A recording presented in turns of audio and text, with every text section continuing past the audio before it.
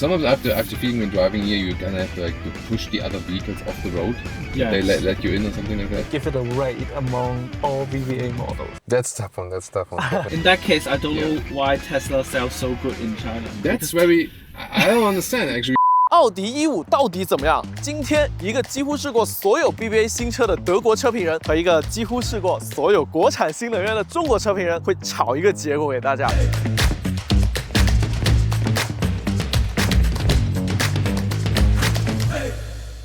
我们约了5点钟见面啊，现在是4点45分啊。先看德国人是不是真的很守时。那在此之前呢，先跟大家介绍一下这位外国友人啊，他叫托马斯。可能国内的观众不太了解，但在海外他还是很有名气的。但凡 BBA 出的新车，他都会第一个试到，甚至连奥迪 Concept C 这种概念车，他都能直接拿去跑山啊。但是很可惜，他试不到了，就是新出的奥迪E5，因为德国还没有上市。但像路透社这种国外媒体又在疯狂的报道啊，属于是有点抓耳挠腮了。所以他今天干脆直接飞到中国和我们一拍即合。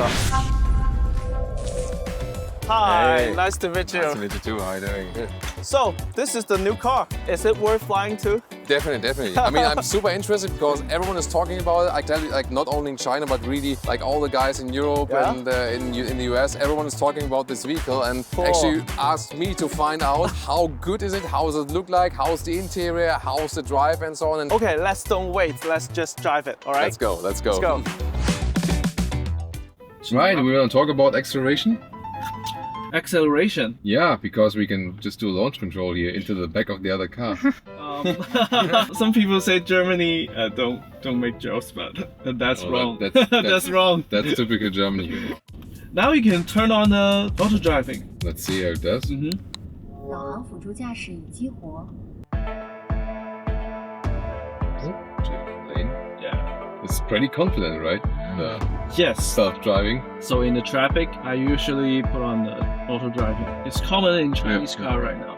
It's very interesting here with the autopilot. Let's see, I mean, it's a tricky situation here. Lane merging. See with that, because like the other cars, I mean, they're not on autopilot. They might be, cutting us off and everything. Oh my god, it's so human-like. It's not making way though. But now, Easy. Now it's a chance. Okay. Cool. Oh. Okay, this is human-like. That was interesting. But that was like the car was saying like, this guy isn't letting me in, so I have to go past him a little bit. That was interesting. For example, if people like always here don't really leave you in. Sometimes after feeling when driving here, you kind of have to push the other vehicles off the road. Yeah. They let you in or something like that. But how about in German? What will people do? I mean, usually it's a little bit more ordered, I would say, on the road. There are also some like road rage situations, definitely. But most of the time, like the situation will it like let you in? People do let you in usually, and when you compare it inside of Europe, like the more south you go, the more Wild West it is, basically, and people will use the horn more. Okay. So in Germany, people will like sometimes use the horn, and when you're driving, for example, like in Rome, in Italy or something, it's like the horn is always on. The most important thing of the car. Okay. We're in the comfort mode at this moment. We have the air suspension, so things should be also evened out. For visual purposes, we always want like the bigger wheels. I sometimes tell people, maybe go for smaller wheels to get more comfort. If you want the biggest look, it's of course good when you have like a suspension that can also even out that large wheel you have there. Yeah.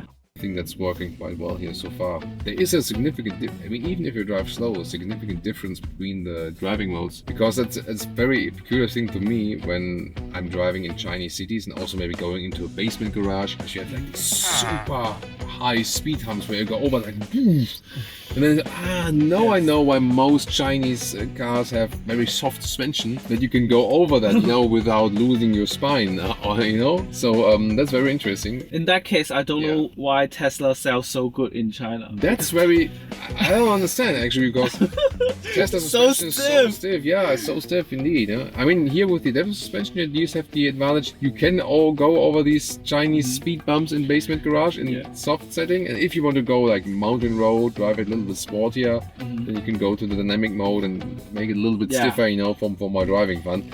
That's why the adaptive suspension has its advantage there, of course, I think in the nights the interior looks more. That's pretty cool, yeah. The light integration there in between the wood and hospital, it looks pretty cool, yeah. I haven't seen one like this. So many layers. Yeah, and especially like, I mean, it's real wood. I like the way they hide the lights. You can't really see the lights. Yeah, Just you don't see like a light strip, and also here, you know, behind me, you know, there's no light strip. Yes, It's this like one is so cool. This indirect light, yeah. You have so much microfiber here and the matte wood. I really like the gray fabric, for example, ceiling, A-pillars here also, a little bit inside of the doors. So I really like them using the Yeah. fabric.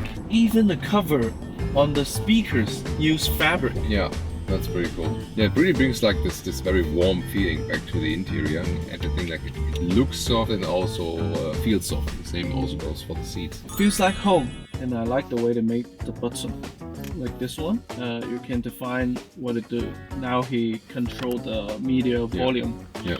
Well, I think that's all. Press it. Yeah, you can press it. Yeah. Yeah, I really like that they returned this like, rotary dial here, because we used to have that in all the past ring Audis, and people just love that. They need to have like some physical interface with the vehicle, because it also is something where you can improve quality, because when everything is just buttonless and everything is only screen, then there is not much left to feel and interact with the vehicle actually. In the past, I think Audi more like a too logical human being to make the interior, I think. But one of the drawbacks is I think this go dirty easily Does it? when your hands is dirty. Shouldn't have dirty hands. I think what's also very interesting point is here when you're stuck in traffic, there are like so many vehicles around you, and I mean, here we're close to the airport, and you hardly hear anything from the outside, because the windows are soundproof with this lamination, with this extra layer. Well, I mean, there's the airplane going, and I just see it, but I hear nothing actually. I think especially like for cities like Shanghai, we have a lot of traffic and people are maybe like stressed out. They've had like long work hours at their jobs, and then they turn to their vehicle, which is like their own cocoon, and like welcomed by the like living room atmosphere, maybe with the ambient light, and then you have this like Feel calm. just breathe a little bit, you know.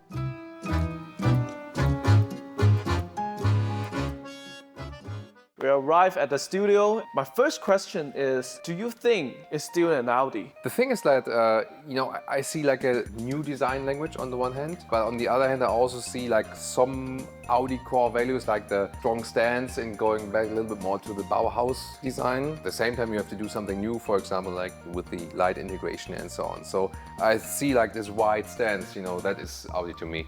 So there was a saying that Audi is a lighting specialist. What do you think this time Audi is special? So Audi, like I'd say in the past 5 to 10 years, was very early always to pick up with light innovations. And I think that follows once again, they say, hey, let's bring another idea, you know, with this shining through light here, through the paint. With the new light structure here that goes below that, you can see it in the studio as well. And also when it's like nighttime, the car actually becomes more visible in a way. So do you like the real lights can show letter and patterns, or this, or symbols? I think that's a good and fair use where you can maybe combine design with safety. If of course at some point it gets too much over the top, I'm not sure if that will help much. They are actually, what they do here is follow the line of the car itself with the light, so that when you see less in the dark from the car, you actually see more from the light and you see the whole silhouette from the front. Okay, I've seen your video. You have tested a new Audi concept car called Concept C. Concept C may be the future of Audi design. So this car, I know there are something similar to that car. What do you think that is? I think it's the core idea of going back to cleaner, more simple lines again, and something that also works on the timeless scale actually. What I also see here with the Concept C and also with the E5, and maybe also like from the inspiration, like the Audi TT for example, is that they use like this really emphasized hip area here. This always signalizes, you know, also like power and Very strong. obviously with the overdrive. Looks like you a have chair to me here. Yeah, you're actually in a You can good actually position. sit then, here. Actually, also not only about the exterior design, but we can also see some details on the interior, like the turning jog for the temperature or for the volume. So these are some elements which are like almost one-to-one in the Concept C. As we can see, this car also has many aerodynamic design. Maybe it's a little bit low-key, but they are there. Yeah, actually, I'll shortly go back to the front. We have like this huge gap there. You can actually see that from here very well, that you can like look through the ground. You can grab through here because then you can channel the air actually over the hood then and over the vehicle itself. And also, for example, here, this is also very important, these air curtains here at the side where the wind goes in there. And then it actually reduces like the turbulence in the wheel arches. 20-inch wheels here, by the way, on the top trim model with this spider-like design. And another resemblance, by the way, here.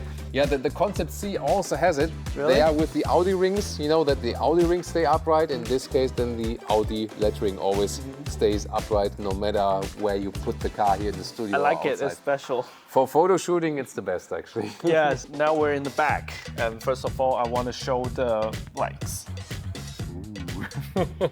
I really like the way they fade away. Yeah, now you can even better see, you know, like that you have like these cutouts where you can hardly even feel them actually. It's really like in the paint, you know, then they shine from the background. That's very interesting. And also that you kind of like repeat the front scheme in the rear with this C-span. I think this will also help to differentiate this model on the road. And one thing I want to show you, I've known that you don't really like the electric door. And how about this one? There we go. Okay. Interesting. I mean, I'm always mixed about the automatic doors because I also like to, you know, open and close something like very easily.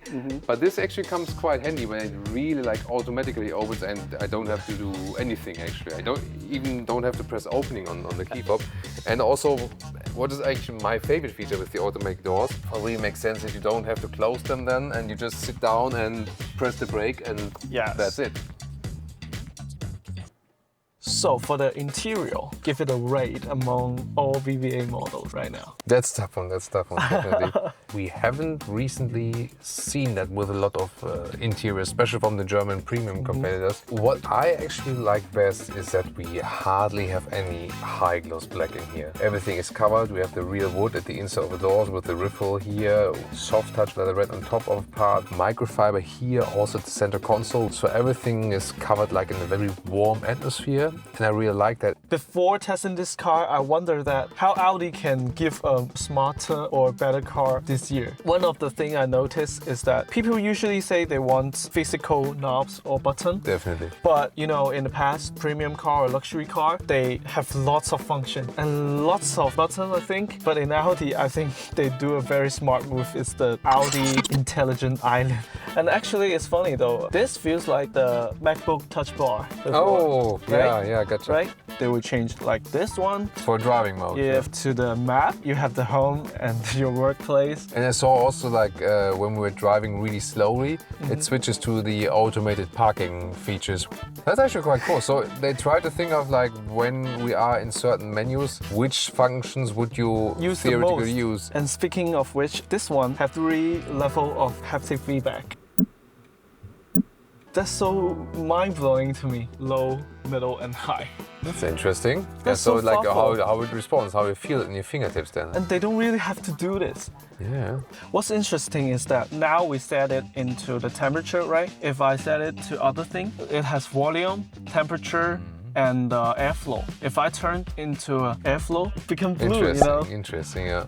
It looks cool, it looks fancy. It Yeah. feels nice when you turn it. You have a direct physical connection to the vehicle. And to me, that's really important. And then the screen here reminds me of a little bit of iPhone, because I think what makes premium car premium is they have a whole design, one set, and Audi has its own font. I do see the resemblance to the Audi font and also to the icons. So this is typical Audi. At the same time, the screen is way wider. It's also one unit, not like 2 separate screens here. Yes. So both for driver dissolves to the passenger. And I think it's also pretty crisp and see like, you know, it's really quick. One of the things I like most is this. Sometimes automakers make their voice system into a real human, like in the infotainment system screen. That look very low rent to me. Everybody can does that. Audi they provide an exclusive screen for the voice assistant, which they probably shouldn't do it because it's a waste. But this kind of design makes this thing alive to me. And this reminds me of Siri. Yeah.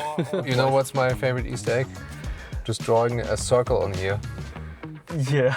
And then we have the not only the tennis balls here, but the Audi tennis balls in the screen. So the kids will love that. What car do you think you've tested is the smartest? The smart car in general has been more a Chinese market thing, I would say, so far, because like in the European and on the US car market, people have been more focusing like on the basic things, like infotainment features are more about, oh, does my smartphone connection work? Can I connect Apple CarPlay, Android? That's it. And then they're actually happy. And not so many people embrace smart features for the vehicle, that we more want to control our cars and want to do everything more manually, physically, whereas a lot of the Chinese customers want to speak more with the vehicles, let the vehicle do more things for them, maybe like it acts like a personal assistant. Hi, Audi.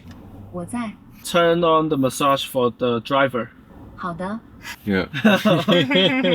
Do you think this car flashy but not useful? I think it goes back to like this initial design idea that you do have a lot of technology. Yeah. It's not over the top, like the shy integration of the ambient lighting, that you have a lot of different interesting features, but it's never like too much, you know? So it's really, again, form for this function that still everything has a purpose. So I can jump to a conclusion is that it feels like a home, but with lots of technology, right? It's indeed like a living room packed full of tech, indeed. Yeah, future living room. Yeah, the future living room. So, conclusion. The Audi E5 is getting lots of buzz in foreign country, but let's be real, Mercedes and BMW are doing the same thing, the new thing, like Audi E5. So, what do you think Audi E5 stand among them? I would say yes, the same in pushing really good EV products now on the market, which are extremely competitive, but difference than here with the Audi lettering, definitely focusing on this younger, more innovative tech group, basically from the customer. After checking the details, do you think it's still an Audi? Now, I really like this dual approach, that on the one hand you have more tech, but what makes sense, but at the same time you go back to what is good for the car enthusiast. And that has always been true Audi to me, that you can experience the car with the car together. Let's say different target groups at Audi all appreciate, like the physical dials, like form follows function, like simple design, timeless design, both exterior and interior, sustainability with technology in combination. I think this is like for all the Audi customers. I see. I think this car, thanks to China's strong industrial base, on the other hand, Audi's design makes a good car to me. 下一期我将带这个老外从上海出发到浙江跑山，看看除了今天聊的设计啊、智能化之外，传统豪华品牌引以为傲的机械素质还在不在，以及日常出行的实际体验到底好不好？别忘了点个关注，以防错过哦。Like an Apple mouse, right? Yeah. Yes.